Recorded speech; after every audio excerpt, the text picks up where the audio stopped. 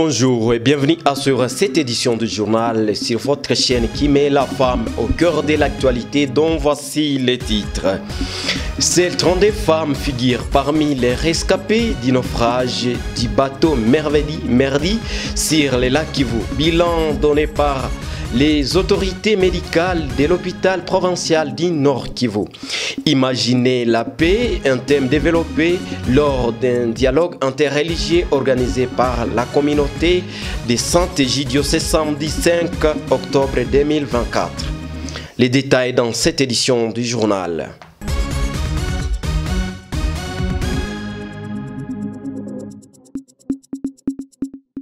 Comme je l'ai annoncé dans le titre, le flou persiste quant au nombre exact des passagers à bord du bateau Merveille de Dieu, Merdi, qui a coulé sur le lac Kivu le jeudi 3 octobre 2024 en provenance de Minova dans le territoire de Calais au sud Kivu.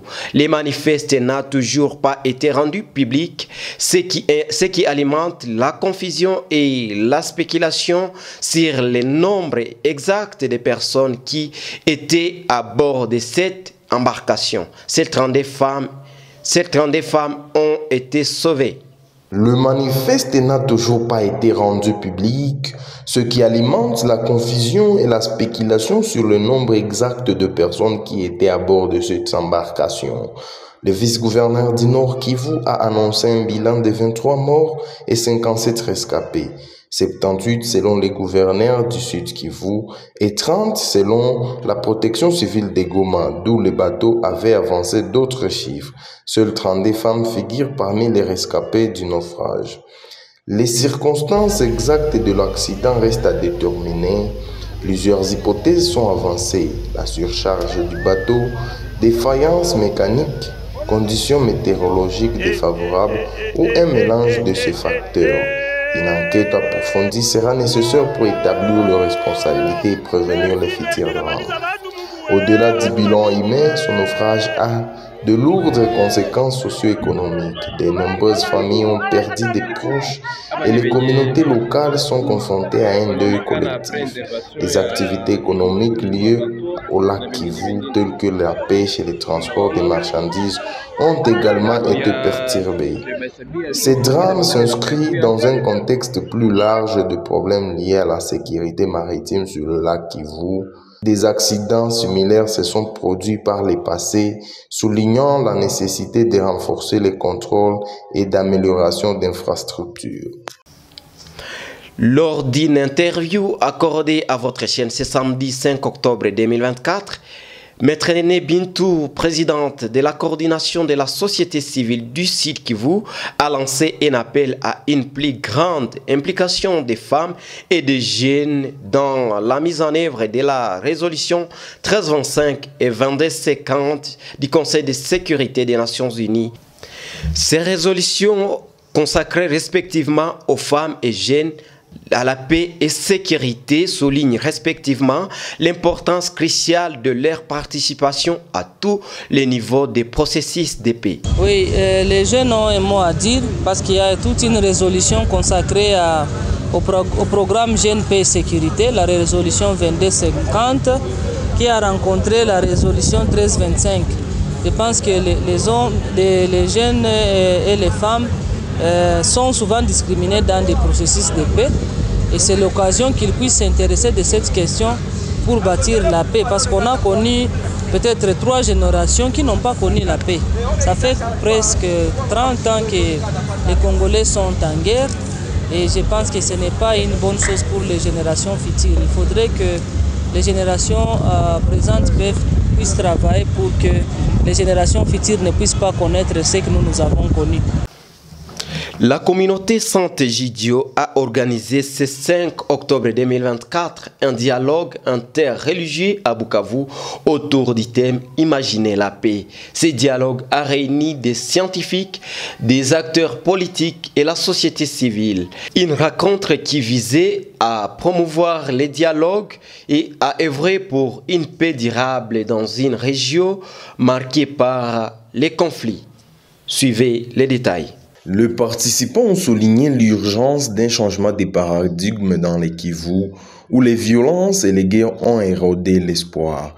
Selon Bienvenu Bahati, responsable de la communauté de Santé-Jidio à Bukavu, imaginer la paix, c'est donner un espoir et proposer des alternatives concrètes pour sortir de ce cycle de violence. Justement, on a pensé à ce thème-là, imaginer la paix, parce que depuis un temps, les gens en fait à Bukavu et aussi dans le Kivu en général sont dans un cycle de violence, de guerre, qui les pousse à ne plus penser à la paix. Et pour nous, on a pensé qu'en imaginant la paix, on donne un peu un espoir, on donne un peu des alternatives pour essayer un peu de penser cette paix-là afin qu'elle soit réellement en fait. C'est un peu l'idée de réveiller la conscience des gens qu'il y a encore possibilité qu'on ait la paix. Si, comme on l'a dit tantôt dans la conférence, qu'il y a un dialogue vrai, sincère entre nous, qu'on se dise des vérités, comme l'a dit le professeur Pierrot, qui est une des séances de vérité et réconciliation. Et là, on pense que là, il y aura la paix. Mais le problème est que maintenant, là, beaucoup ne croient plus à la paix. Ne croient plus. C'est une des raisons pour lesquelles on s'est dit, essayons d'abord d'éveiller cette idée-là de paix, et puis après, entrer en profondeur pour voir qu'est-ce qui bloque pour qu'on ait la paix. Pour Néné Bintou, présidente du bureau de la coordination de la société civile du Sud Kivu, la paix passe par plusieurs étapes dont la cessation des hostilités, le retrait des forces étrangères du sol congolais et la mise en place des partenariats solides entre les États de la sous-région.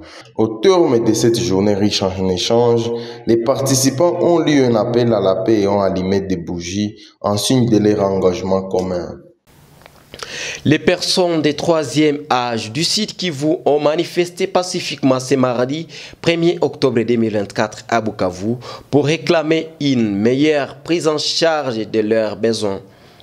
Réunis en synergie des organisations de personnes âgées, elles ont défilé de la place de l'indépendance jusqu'au gouvernorat où elles ont remis un mémorandum au vice-gouverneur Jean-Jacques Elakano.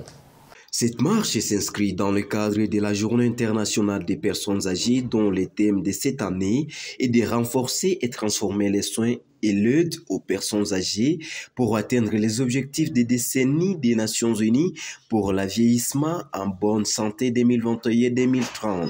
Au Sud Kivu, les personnes âgées réclament notamment un meilleur accès aux soins de santé, une protection sociale renforcée et une reconnaissance de leur rôle au sein de la société. Gloria Binti, présidente de la CIOPA. Oui, comme vous le savez très bien, messieurs les journalistes, aujourd'hui c'est la Journée internationale des personnes âgées.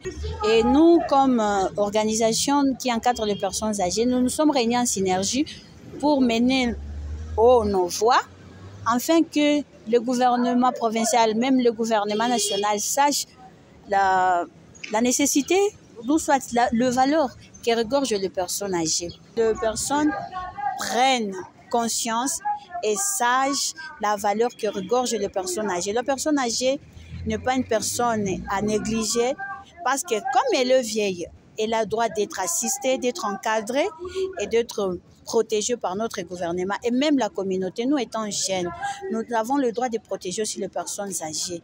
Le vice-gouverneur a assuré les manifestants de transmettre les revendications aux autorités compétentes.